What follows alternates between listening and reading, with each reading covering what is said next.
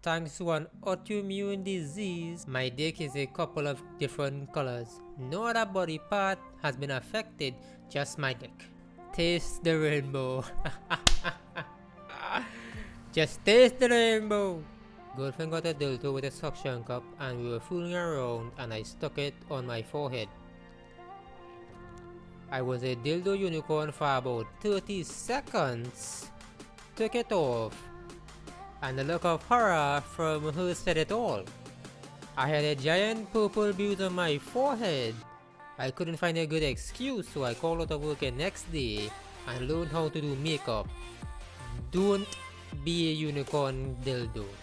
I once had to go to the hospital for what was diagnosed as a post-orgasmic migraine.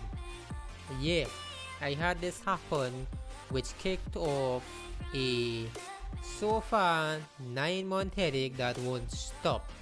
Turns out I have 3 ruptured discs in my neck. But why it didn't bother me till that one particular time? When you said 9-month headache that won't stop, my mind immediately thought you got pregnant, and now 9 months later, the headache that won't quit is the child you gave birth to. I mean, makes sense. My pee turns toilets purple.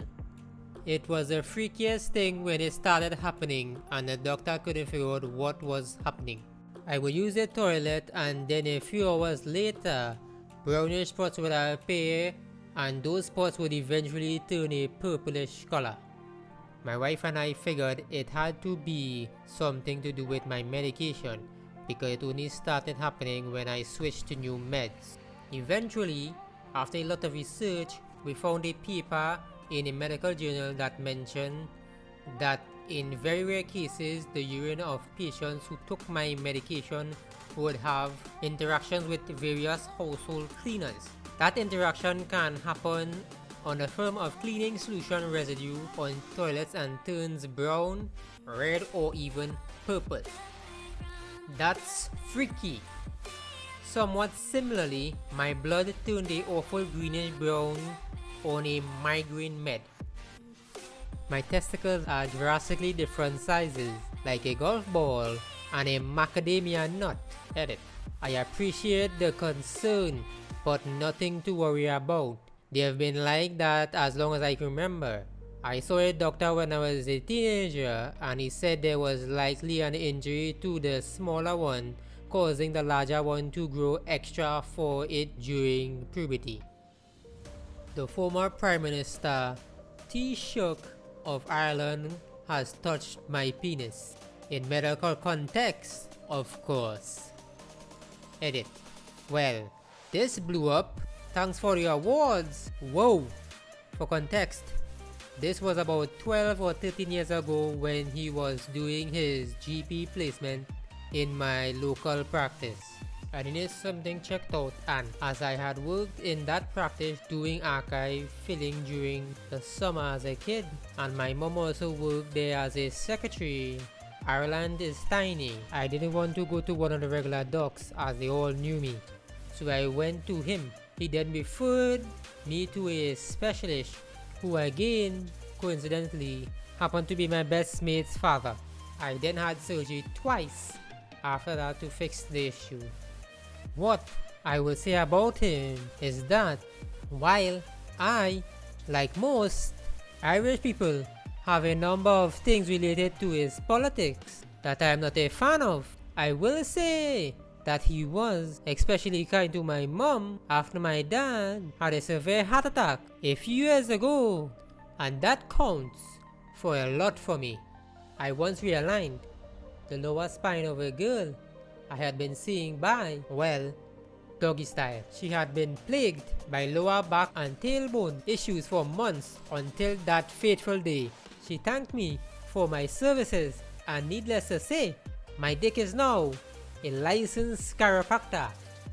I don't know if this is not safe for work, but when I was born, my period was so crooked they had to completely rearrange it in surgery. They said that if it was left as it was, my dick would have point at a 60 or so degree angle to the left, and that urinating would have been quite a task.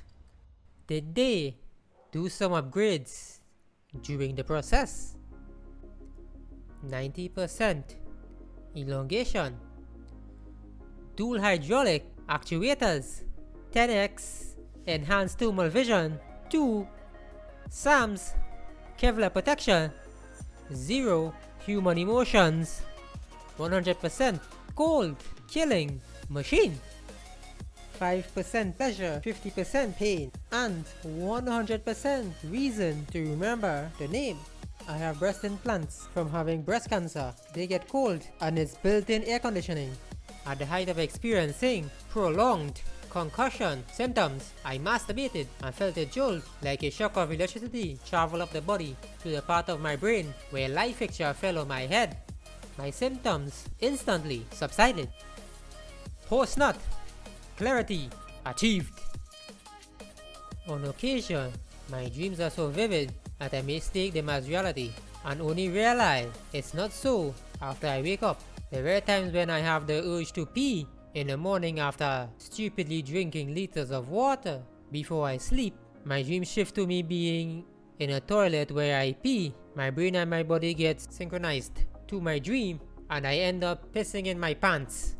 Weird ass embarrassing experience, and I am in my 20s, probably the consequence of stress. I have been lucid dreaming for about a decade now. Never ever go to the bathroom in a dream. Ever. Edit. My top comment is now about peeing in your dreams. Nice. To those asking in the replies how to go about lucid dreaming, I'll give you the rundown. I have on average probably one lucid dreaming night, or sometimes I don't have any, or at least don't remember them, and sometimes I have multiple, so I think this is a good happy medium. First things first, you should find what works for you, and no, it may not work for others. I started simply recording my dreams somewhere to commit them to memory, a dream journal, writing them down, a text document, even talking about them in general, or making stories with what you remember for your dream as the basis. It tells your subconscious to keep a hold of the memories in the dream more often and for longer, so you can put them down somewhere in a greater detail. It snowballs for a while and your dreams will likely become more vivid, which tends to make realizing you're in a dream much easier. For there is dream control, which people usually think is instead lucid dreaming. The way I see it, lucid dreaming is having dreams where you are aware of being in a dream. Dream control is another thing. It just usually requires lucidity to work properly. As far as how to control the dreams, again, it's very personalized. Those dreams are your mind's and no one else's. Unless your dreams, I think that'd be neat. Figure out how to do different things in any way you want. What works for you works for you. I'll be surprised to find other people that can teleport to a specific person by doing an instant transmission from DBZ with one hand and typing a specific part of their head with another. For example, that was introduced to me a week or so ago thanks to some NPC who was helping me reach a particular person I hadn't seen for a while. What I'm trying to say is, both getting lucid dreams and controlling those lucid dreams is a very varied experience. Each person could have it differently, and the very popular techniques can also work. So many people have used it successfully, so it's very likely to work for you, right? That sort of mentality is what makes the common methods work so well. Figuring out how to do specific things in terms of dream control is like a cryptic little puzzle, and it feels very satisfying once you have a go-to method. Dreams can be many things: a great source of inspiration, a good laugh, or even a treasured memory. But don't forget, you have a real life too, and that should take priority no matter what.